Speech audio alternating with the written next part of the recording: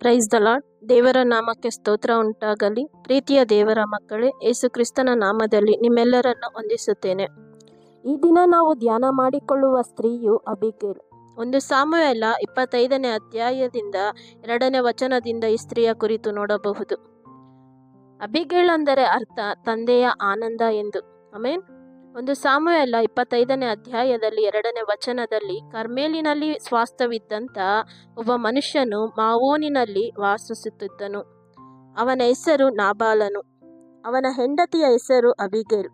ಆಕೆಯು ಬಹು ಬುದ್ಧಿವಂತೆಯೂ ಸುಂದರಿಯೂ ಆಗಿದ್ದಳು. ಅಬಿಗೇಲ್ ಸ್ತ್ರೀಯನ್ನು ನೋಡುವುದಾದರೆ ಶ್ರೀಮಂತನ ಹೆಂಡತಿ, ಬುದ್ಧಿವಂತೆ ಮತ್ತು ಬಹು ಸುಂದರಿಯಾಗಿದ್ದಳು. ಈಗ ನಾವು ಅಂದುಕೊಳ್ಳಬಹುದು, ಅಬಿಗೇಲ್ಗೆ ಏನು ಕಡಿಮೆ ಇಲ್ಲ, ಶ್ರೀಮಂತನ ಹೆಂಡತಿ, ಎಲ್ಲವೂ ಇದೆ, ಸೌಂದರ್ಯವಾಗಿ ಸಹ ಇದ್ದಾಳೆ, ಯಾವ ಒಂದು ಕಷ್ಟವೂ ಇಲ್ಲ ಎಂದು. ಆದರೆ ನಾಬಾಲನ ಕುರಿತು ನೋಡಿದರೆ ನಿಷ್ಠುರನೂ ದುಷ್ಕರ್ಮಿಯೂ ಆಗಿದ್ದನು, ಹೆಸರಿಗೆ ತಕ್ಕಂತೆ ಮೂರ್ಖನು. ಅಬಿಗೇಲ್ ಮೇಲ್ನೋಟಕ್ಕೆ ನೋಡಿದರೆ ತುಂಬ ಚೆನ್ನಾಗಿ ಇರಬಹುದು ಎಂದು ಬಹುಶಃ ಕಾಣುತ್ತದೆ. ಆದರೆ ನಾಬಾಲನನ್ನು ನೋಡಿದರೆ ಅಬಿಗೇಲ್ ಎಷ್ಟು ಕಷ್ಟಗಳನ್ನು ಪಡುತ್ತಿರಬಹುದು ಎಂದು ಯೋಚಿಸಬೇಕು. ನಾಬಾಲನಿಗೆ ಶ್ರೀಮಂತಿಕೆ ಬಿಟ್ಟರೆ ಯಾವ ಒಂದು ಒಳ್ಳೆ ಸ್ವಭಾವವೂ ಇಲ್ಲ ಅವನಿಗೆ. ಸತ್ಯವೇದದಲ್ಲಿ ದೇವರಾತ್ಮನು ಸ್ತ್ರೀಯರ ಕುರಿತು ಬರೆಸುವುದು ನೋಡಿದರೆ ಕೆಲವೊಂದು ಸಾರಿ ಅವರ ಅನುಭವಗಳು ನಮ್ಮ ಜೀವಿತಕ್ಕೆ ಹೋಲಿಕೆಯಾಗಿ ಇರುತ್ತದೆ. ಆ ಒಂದು ಪರಿಸ್ಥಿತಿಯಲ್ಲೇ ಎಷ್ಟೋ ಹೆಣ್ಣು ಮಕ್ಕಳು ಹಾದು ಹೋಗುತ್ತಾ ಇರುತ್ತಾರೆ. ಆಮೇಲೆ ಲೋಕದಲ್ಲಿ ತಂದೆ ತಾಯಿಯರು ತಮ್ಮ ಮಕ್ಕಳಿಗೆ ಮದುವೆ ಮಾಡುವಾಗ ನಾವು ಕಷ್ಟಪಡುತ್ತಿದ್ದೇವೆ, ನಮ್ಮ ಮಕ್ಕಳು ಹಾಗೆ ಕಷ್ಟಪಡಬಾರದೆಂದು ಯೋಚಿಸಿ ಆಸ್ತಿ ಐಶ್ವರ್ಯ ಇರುವಂಥವರನ್ನು ನೋಡಿ ಮದುವೆ ಮಾಡುತ್ತಾರೆ. ಮದುವೆ ಆದ ಮೇಲೆ ಗೊತ್ತಾಗೋದು ಹುಡುಗ ಹೇಗೆ ಹುಡುಗಿ ಹೇಗೆ ಎಂದು. ಯಾಕಾದರೂ ಮದುವೆ ಮಾಡಿಬಿಟ್ಟಿವಿ ಎಂದು ಕೊರಗುತ್ತಾರೆ. ಪ್ರತಿಯೊಂದು ವಿಚಾರನೂ ದೇವರ ಬಳಿ ಕೇಳಿ ನಂತರ ಮಾಡಬೇಕು. ಆಮೇಲೆ ಈಗ ಅಬಿಗೇಲ್ ಮತ್ತು ನಾಬಾಲನು ಇಬ್ಬರು ಕುಟುಂಬವಾಗಿ ಜೀವಿಸುತ್ತಿರುವಂಥ ಸಂದರ್ಭದಲ್ಲಿ ನಡೆದ ಘಟನೆ ಏನೆಂದರೆ, ದಾವೀದನು ಅವನ ಸಂಘವು ಸೌಲನಿಂದ ಓಡಿ ಹೋಗುವಾಗ ಒಂದೊಂದು ಪ್ರಾಂತ್ಯಗಳಲ್ಲಿ ವಾಸ ಮಾಡುತ್ತಿದ್ದರು. ಅಂಥ ಒಂದು ಸಮಯದಲ್ಲೇ ನಾಬಾಲನು ಅವನ ಸೇವಕರು, ಅವರು ಕರ್ಮೇಲಿನಲ್ಲಿದ್ದ ಕಾಲವೆಲ್ಲ ದಾವೀದನ ಸೇವಕರು ಅವರಿಗೆ ಯಾವ ತೊಂದರೆಯಾಗದಂತೆ, ಅವರಿಗೆ ಯಾವ ನಷ್ಟವಾಗದಂತೆ ಅವರನ್ನು ನೋಡಿಕೊಂಡಿದ್ದರು. ಆದರೆ ಇದನ್ನೆಲ್ಲ ನಾಬಾಲನು ನೆನೆಸಲಿಲ್ಲ. ದಾವೀದನು ಮಾಡಿದ ಉಪಕಾರವನ್ನು ಮರೆತು ಬಿಟ್ಟನು. ನಾಬಾಲನು ಕರ್ಮೇಲಿನಲ್ಲಿ ಕುರಿಗಳ ಉಣ್ಣೆಯನ್ನು ಕತ್ತರಿಸುತ್ತಿದ್ದನು, ಹಬ್ಬವನ್ನು ಮಾಡುತ್ತಿದ್ದನು. ಈ ವಿಷಯ ದಾವೀದನಿಗೆ ತಿಳಿದಾಗ ತನ್ನ ಸೇವಕರ ಬಳಿ ದಾವೀದನು ಹೇಳಿ ಕಳಿಸಿದ ಮಾತುಗಳೇನೆಂದರೆ, ನಿನ್ನ ಕುರುಬರು ನಮ್ಮೊಡನೆ ಇದ್ದ ಕಾಲವೆಲ್ಲ ನಾವು ಅವರನ್ನು ಚೆನ್ನಾಗಿ ನೋಡಿಕೊಂಡೆವು, ಅವರಿಗೇನು ತೊಂದರೆ ಪಡಿಸಲಿಲ್ಲ. ಆದ್ದರಿಂದ ನೀವು ಉಣ್ಣೆಯನ್ನು ಕತ್ತರಿಸುತ್ತಿದ್ದೀಯಾ, ಹಬ್ಬವನ್ನು ಮಾಡುತ್ತಿದ್ದೀಯಾ, ನಿನ್ನ ಸಂತೋಷದ ಸಮಯದಲ್ಲಿ ನಮ್ಮನ್ನು ನೆನಪಿಸಿಕೋ, ನಮ್ಮ ಮೇಲೆ ದಯೆ ದೊರಕಲಿ, ಸಹಾಯವನ್ನು ಮಾಡಬೇಕೆಂದು ದಾವೀದನು ಹೇಳಿ ಕಳಿಸಿದನು. ಆದರೆ ನಾಬಾಲನು ಪ್ರತ್ಯುತ್ತರವಾಗಿ ಹೇಳಿದ ಮಾತೇನೆಂದರೆ, ದಾವೀದನ್ಯಾರು, ಇಷಯನ ಮಗನ್ಯಾರು, ಯಜಮಾನರನ್ನು ಬಿಟ್ಟು ಓಡಿ ಹೋದ ಸೇವಕರು ಈಗಿನ ಕಾಲದಲ್ಲಿ ಎಷ್ಟು ಮಂದಿ ಇಲ್ಲ. ಉಣ್ಣೆ ಕತ್ತರಿಸುವವರಿಗೋಸ್ಕರ ನಾನು ಸಿದ್ಧ ಮಾಡಿಸಿದ ಮಾಂಸವನ್ನು, ಆಹಾರ ಪಾನಗಳನ್ನು ಎತ್ತಿ ಎಲ್ಲಿಂದಲೋ ಬಂದವರಿಗೆ ಕೊಟ್ಟು ಬಿಡಬೇಕು ಎಂದು ಉತ್ತರ ಕೊಟ್ಟನು.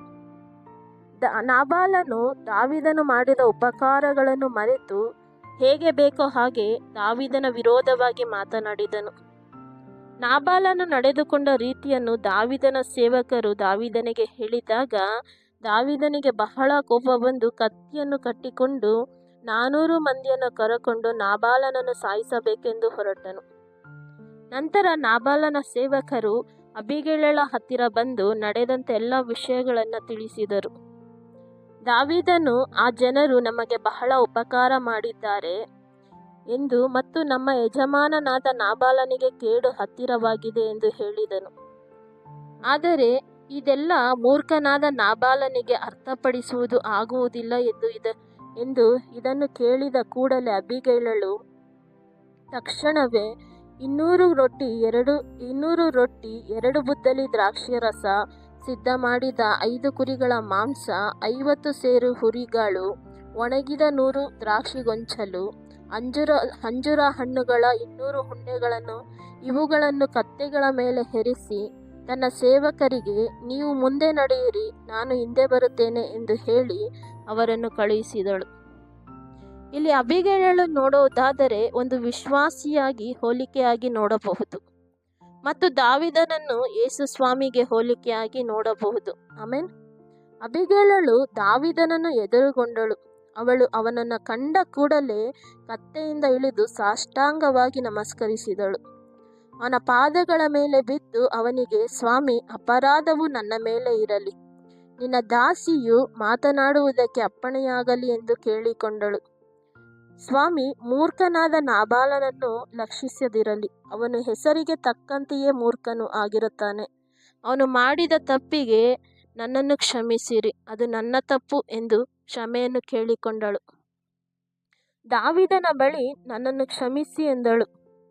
ಆದರೆ ಅಬಿಗೈಲಳು ಇಲ್ಲಿ ಯಾವ ತಪ್ಪು ಮಾಡಿಲ್ಲ ಅಂದರೂ ತನ್ನ ಗಂಡ ಮಾಡಿದ ತಪ್ಪಿಗೆ ಅಬಿಗೈಲಳು ಕ್ಷಮೆಯನ್ನು ಕೇಳಿದಳು. ಅಬಿಗೈಲಳು ದಾವಿದನ ಮುಂದೆ ಪೂರ್ತಿಯಾಗಿ ತಗ್ಗಿಸಿಕೊಂಡು ದಾವಿದನಿಗೆ ಪೂರ್ತಿಯಾಗಿ ಶರಣಾದಳು. ಅಬಿಗೈಲಳು ದಾವಿದನಿಗೆ ಆಶೀರ್ವಾದ ವಚನಗಳನ್ನು ಸಹ ಹೇಳುತ್ತಾಳೆ. ಇಲ್ಲಿ, ನಿನ್ನನ್ನು ದೇವರು ಮುಂದೆ ಮಹಾ ಪದವಿಗೆ ತರುತ್ತಾರೆ, ನಿನ್ನ ದಾಸಿಯಾದ ನನ್ನನ್ನು ಮರೆತು ಬಿಡಬೇಡ. ನಿನ್ನನ್ನು ಮಹಾ ಪದವಿಗೆ ತಂದಾಗ ನನ್ನನ್ನು ಮರೆತು ಬಿಡಬೇಡ ಅಂದಳು. ಅವಳ ಬುದ್ಧಿವಂತಿಕೆಯಿಂದ ಎಷ್ಟೋ ರಕ್ತ ಅಪರಾಧ ಆಗುವುದು ತಪ್ಪಿ ಹೋಯಿತು. ದಾವಿದನು ಹೇಳುತ್ತಾನೆ, ಇಸ್ರಾಯೇಲ್ ದೇವರಿಗೆ ಸ್ತೋತ್ರವಾಗಲಿ. ನನ್ನ ಕೈಗಳಿಂದ ಮುಯ್ಯಿ ತೀರಿಸದಂತೆ ರಕ್ತ ಅಪರಾಧ ಆಗದಂತೆ ತಡೆದ ನಿನ್ನ ಬುದ್ಧಿವಂತಿಕೆಗೆ ಸ್ತೋತ್ರ ಎಂದು ಹೇಳಿ ಆಕೆ ತಂದಂಥ ಪದಾರ್ಥಗಳನ್ನು ತೆಗೆದುಕೊಂಡು ಸಮಾಧಾನದಿಂದ ಹೋಗು ಎಂದು ಹೇಳಿದನು ಮತ್ತು ನಿನ್ನ ವಿಜ್ಞಾಪನೆಯನ್ನು ಲಾಲಿಸಿದ್ದೇನೆ ಅಂದನು. ಮರುದಿನ ನಡೆದ ಎಲ್ಲ ವಿಷಯಗಳನ್ನು ಅಬಿಗೈಲ್ ನಾಬಾಲನಿಗೆ ಹೇಳಿದಳು.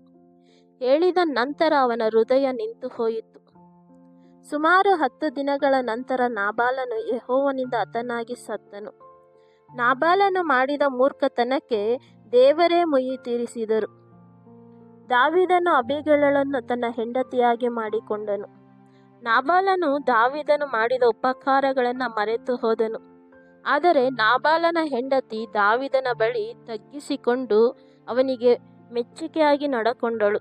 ದೇವರು ಅಬಿಗೈಲಳನ್ನು ಆಶೀರ್ವಾದ ಮಾಡಿದರು. ನಾಬಾಲನು ಮಾಡಿದಂಥ ಅಪಕಾರಕ್ಕೆ ತಾನೇ ನಷ್ಟ ಹೊಂದಿದನು. ಪ್ರೀತಿಯ ದೇವರ ಮಕ್ಕಳೇ, ನಾಬಾಲನ ಮೂರ್ಖತನಕ್ಕೆ ಮೂರ್ಖನಾಗಿ ನಡೆದುಕೊಂಡ. ಆದರೆ ಅಬಿಗೈಲಳು ಬುದ್ಧಿವಂತೆಯಾಗಿ ತನ್ನನ್ನು ತಗ್ಗಿಸಿಕೊಂಡು ನಡೆದುಕೊಂಡಳು. ಆದ್ದರಿಂದ ಎಷ್ಟೋ ರಕ್ತ ಅಪರಾಧವು ಆಗುವುದು ನಿಂತು ಹೋಯಿತು. ನಾವು ಕಳೆದಂಥ ದಿನಗಳಲ್ಲಿ ನೋಡಬೇಕಾದ್ರೆ ದೀನಳ ಕುರಿತು ನೋಡಿದ್ವಿ. ದೀನಳು ಇಟ್ಟಂಥ ಒಂದು ಹೆಜ್ಜೆ ಎಷ್ಟೋ ಜನರು, ಎಷ್ಟೋ ಕುಟುಂಬಗಳು ರಕ್ತ ಅಪರಾಧವಾಗಿ ಎಷ್ಟೋ ಕುಟುಂಬಗಳು ನಷ್ಟ ಹೊಂದಿತು. ಎಷ್ಟೋ ಜನರು ಸತ್ತು ಹೋದರು. ಇಲ್ಲಿ ಅಬಿಗೈಲಳ ಒಂದು ಬುದ್ಧಿವಂತಿಕೆಯಿಂದ, ಅಬಿಗೈಲಳು ಇಟ್ಟಂಥ ಒಂದು ಹೆಜ್ಜೆಯಿಂದ, ಅಬಿಗೈಲಳು ತಗ್ಗಿಸಿಕೊಂಡಿದ್ದರಿಂದ ಎಷ್ಟೋ ರಕ್ತ ಅಪರಾಧ ಆಗುವುದು ನಿಂತು ಹೋಯಿತು. ನಾವು ದೇವರಿಗಾಗಿ ಒಂದು ಹೆಜ್ಜೆ ಏನಾದರೂ ಮಾಡಬೇಕು ಅನ್ನೋ ಒಂದು ಧೈರ್ಯವಾಗಿ ಒಂದು ಹೆಜ್ಜೆನ ಇಡಬೇಕು. ದೇವರ ಮಕ್ಕಳೇ, ದೇವರು ಮಾಡಿದ ಉಪಕಾರಗಳನ್ನು ನಾವು ಮರೆಯಬಾರದು. ದೇವರಿಗೆ ಕೃತಜ್ಞತಾ ಉಳ್ಳವರಾಗಿ ನಡೆಯಬೇಕು ಮತ್ತು ಬರುವಂಥ ಕಠಿಣ ಪರಿಸ್ಥಿತಿಗಳಿಂದ ತಪ್ಪಿಸಿಕೊಳ್ಳುವುದಕ್ಕೆ ದೇವರ ಜ್ಞಾನದಲ್ಲಿ ನಡೆಯಬೇಕು. ಆಗ ದೇವರು ಎಲ್ಲ ಕಠಿಣ ಪರಿಸ್ಥಿತಿಗಳಿಂದ ತಪ್ಪಿಸಿ ನಡೆಸುತ್ತಾರೆ. ಇಲ್ಲ ಅಂದರೆ ಎಷ್ಟೋ ನಷ್ಟಗಳನ್ನ ನಾವು ಎದುರು ನೋಡುವವರಾಗಿರ್ತೇವೆ. ಆ ರೀತಿ ಆಗದಂತೆ ಅಬಿಗೈಲಳ ಹಾಗೆ ಬರುವಂಥ ಉಪದ್ರವಗಳು, ಬರುವಂಥ ಕಠಿಣವಾದ ಪರಿಸ್ಥಿತಿಗಳಿಂದ ದೇವರ ಜ್ಞಾನದಲ್ಲಿ ಅದನ್ನು ಹೇಗೆ ಸರಿಪಡಿಸ್ಕೊಳ್ಬೇಕು ಅಂತ ದೇವರ ಜ್ಞಾನದಲ್ಲಿ ನಾವು ನಡೆಯಬೇಕು. ಆಗ ದೇವರು ನಮ್ಮನ್ನು ಆಶೀರ್ವದಿಸಿ ನಡೆಸುತ್ತಾರೆ. ಆಮೇಲೆ ಸರಿ, ನಾವು ಪ್ರಾರ್ಥಿಸಿಕೊಳ್ಳೋಣ. ಕರ್ತನೇ, ನಿಮಗೆ ಸ್ತೋತ್ರ ಮಾಡ್ತೇವೆ ಸ್ವಾಮಿ. ಯೇಸುವೇ, ನಿಮಗೆ ಸ್ತೋತ್ರ. ಈ ಒಂದೊಳ್ಳೆ ಸಮಯಕ್ಕಾಗಿ ನಿಮಗೆ ಸ್ತೋತ್ರ ಮಾಡ್ತೇವೆ ರಾಜ. ಅಬಿಗೈಲಳ ಕುರಿತು ನಾವು ಧ್ಯಾನ ಮಾಡಿಕೊಂಡೆವು ರಾಜ. ಕರ್ತನೆ, ಅವಳ ಒಂದು ಕರ್ತನೆ ಬುದ್ಧಿವಂತಿಕೆಯಿಂದ ಕರ್ತನೆ ಎಷ್ಟೋ ರಕ್ತ ಅಪರಾಧ ಆಗುವುದು ನಿಂತು ಹೋಯಿತು ಕರ್ತನೆ. ದೇವರೇ, ನೀವು ಅವಳನ್ನ ಕರ್ತನೆ ಆಶೀರ್ವಾದ ಮಾಡಿದ್ರಿ ಕರ್ತನೆ. ಅದೇ ರೀತಿ ಕರ್ತನೆ ನಮಗೂ ಒಂದು ಒಳ್ಳೆ ಜ್ಞಾನ ತಿಳುವಳಿಕೆನ ಕೊಡ್ರಿ ಅಪ್ಪ. ಒಂದು ಜ್ಞಾನದಲ್ಲಿ ನಡಿಲಿಕ್ಕೆ ಸಹಾಯ ಮಾಡಿರಿ. ಬರುವಂಥ ಕಠಿಣವಾದ ಪರಿಸ್ಥಿತಿಗಳನ್ನ ತಪ್ಪಿಸ್ಕೊಳ್ಳೋದಕ್ಕೆ ಸ್ವಾಮಿ ಒಂದು ಬುದ್ಧಿವಂತಿಕೆ ಜ್ಞಾನ ಉಂಟಾಗಲಿ ಕರ್ತನೆ. ಎಲ್ಲ ಶೋಧನೆಗಳಿಂದ ಬಿಡಿಸಿ ನಮ್ಮನ್ನು ನಡೆಸಿರಿ ರಾಜ. ಯೇಸುವಿನ ನಾಮದಲ್ಲಿ ಕರ್ತನೆ, ಆಮೆನ್.